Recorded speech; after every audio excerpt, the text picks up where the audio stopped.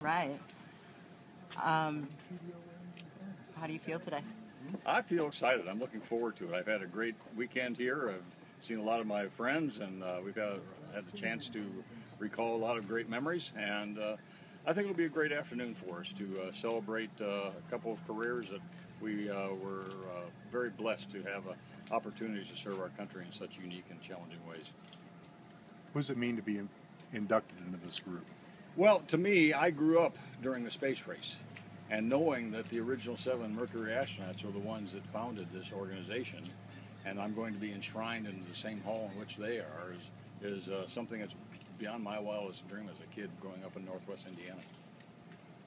You're going to be inducted underneath Atlantis. I know Atlantis Absolutely. holds a special place for you. It Can you is. talk a little bit about why that's the appropriate setting for your induction? Well, having flown in space 7 times, and 5 of those having been on the Space Shuttle Atlantis, it's obviously my favorite space shuttle.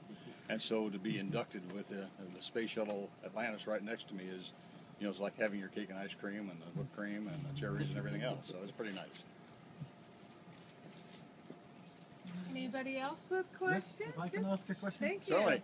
Which one of the 7 was the most exciting? Ah, So far you remember? okay. Well, that's like asking a mother which one of the 7 kids did she like the most. If I'm forced to pick one, I will probably pick my first one because it was the first one. But every one of my flights was unique and special and so challenging and all extremely successful that it's hard to pick one. Certainly laying the foundation of the International Space Station was another very special one, but also saving the Compton Gamma Ray Observatory on my 3rd flight, which would have otherwise would have been about $630 million worth of space junk, and saving it so that it could go on and do some exciting science that caused astrophysicists basically to rewrite most of their theories about gamma ray sources throughout the universe. Is pretty good for an engineer to force scientists to rethink what they've been telling us. So, good deal. Thank you. Any other questions, I Rob? have more. Rob, you want? Oh, let's go bounce back to Rob for a moment. Yeah, and go then ahead, sorry. If you could talk a little bit about your fellow inductee. I know you didn't fly with Shannon, but you certainly shared the astronaut office with her for a number of years. Right. What type of what's the thoughts about being inducted side by side? Shannon is a lady, first and foremost, and she dedicated her adult career to serving our country in the space program as well. And I couldn't have picked a better person to be inducted with, so I'm thrilled that she's being my partner in this process today. Oh, any more? I've got one more. Okay. Okay. Um, and then- Yeah, that's fine. It's traditional, or it has been a tradition, that astronauts provide artifacts on loan or donations for the Astronaut Hall of Fame to represent themselves. Have you thought about what you want to represent you? Actually, I've given that a little bit of thought, but not much yet. I certainly haven't whittled it down to a list to select from, so that'll give me a little bit more time to work on that one. I was thinking about EVAs, Yes. which it's a bit similar question, but I mean on your first flight you did already EVA, but which one was the most, say that, rewarding, or how do you say that? I guess I would have to pick 2 flights that were the more rewarding in terms of the spacewalks. I think the one where we saved the Gamma Ray Observatory on STS-37 has to be one of them. Literally, it did some tremendous science, and to be able to fix the satellite and allow it to go off and do that was a very high point in my career.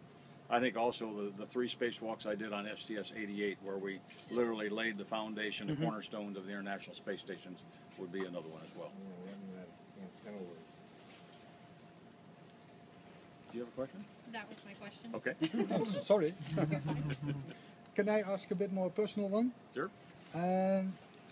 On the cruise, you usually also do a fun Yeah. crew portrait. Some of them, anyhow. Yeah. I was wondering, did you do on all 7 or just a few? Or Just on some of them. We didn't do it on all of them. do you remember which ones? That's hard, eh? I would have to think about that for a while. No, I don't remember. Okay. What goes into the planning for those? Well, sometimes one of the crew members will say, hey, we ought to do this, or maybe one of the trainers that works with us every day getting us ready to go on a flight will have some ideas that they'll kick out to us. Or sometimes even the photographers will have some ideas that they'd like to try on us. So it's a little bit of everybody putting things into the pot, and we see what comes out. 61A, you took up the pieces of what looked like giant Oh, tubes. 61B. B, 61, Yeah, I'm sorry. 61B, the giant tubes. Right. Did you ever imagine that would be the test bed of what's up there now? That was the intent. That was Right, the intent I of realize that, but 61B. did you ever think that it actually would come? that Yeah, big and in that- fact, I hope that I would be given the opportunity to help build this, whatever it was we were going to build in the future.